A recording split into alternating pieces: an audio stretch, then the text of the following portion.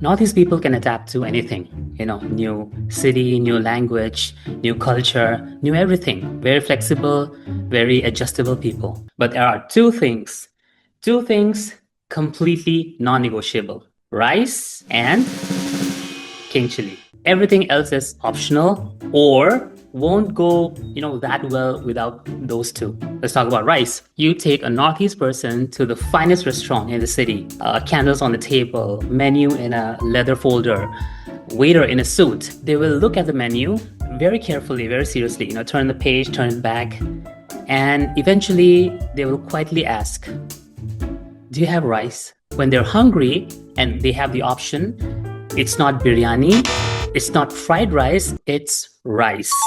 Plain, warm, simple.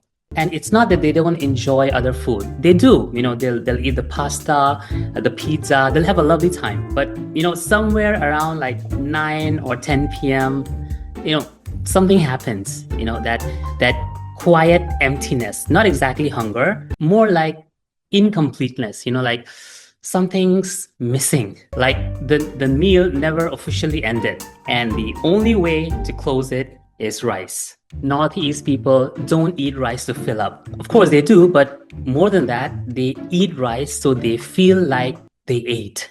Okay, now let's talk about King Chilli. For those who don't know, King Chilli, aka Raja Mirchi, aka Bhut Jolokia, one of the hottest chilies on the planet. Not in Northeast, not in India, on the planet. Scientists have studied it. People have cried over it. They've cried whole night. They've even cried the next morning, when it kind of makes its way out.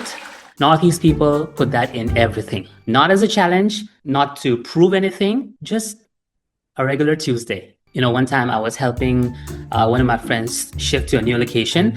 She's from Nagaland. We were packing boxes, wrapping things, completely normal afternoon. Then I went into the kitchen. I started opening cabinets. What do I see? King Chilli, dried, whole, powder, everywhere. In a jar, in the poly bags, inside bags, it's everywhere. I looked at her. She was wrapping stuff, doing her thing. She looks at me.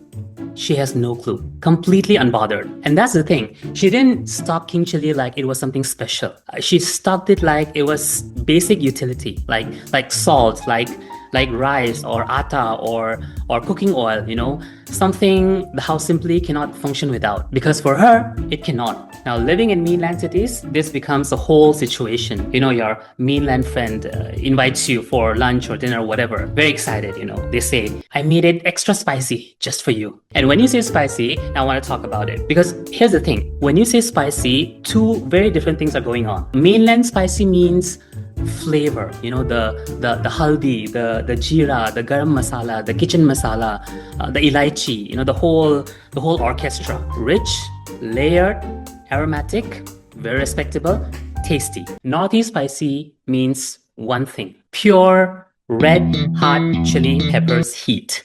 No masala, no orchestra. And finding the real thing in mainland cities is its own journey. You go to Northeast stores, designated places, not everywhere. You pay thrice the price. You smell it first just to confirm its authenticity, its strength, and its efficacy. They're available in those small transparent pouches. You carry it home like something fragile, something precious, because they are. And when someone comes from home, brings a parcel, clothes on top, King Chilli underneath, wrapped in layers of newspaper. That's how you know your family loves you. They just express it in Scoville units. And people always ask, like, how do you eat that? Doesn't it hurt? Honest answer, yes, a little. But it's familiar hurt. It tastes like home. It tastes like your mother's kitchen and Sunday lunch and everybody sitting together. Mainland spice just doesn't have that kick. So no, Northeast people are not giving up on King Chilli anytime soon. And they're definitely not skipping the rice. We adjusted to everything the city asked of us, the language, the pace, the people, the culture, everything. But you open any Northeast person's kitchen, anywhere in the country today, Delhi, Mumbai, Bangalore, Pune, I'm willing to bet that in most of them you'll find very similar things. Rice, sticky rice if they've been home recently, King Chilli, some exotic herbs that you might have never come across before, because some things aren't just habits, their identity. That's all the thought I have for today. It was a quick one. But until next time, take care. Catch you in the next one.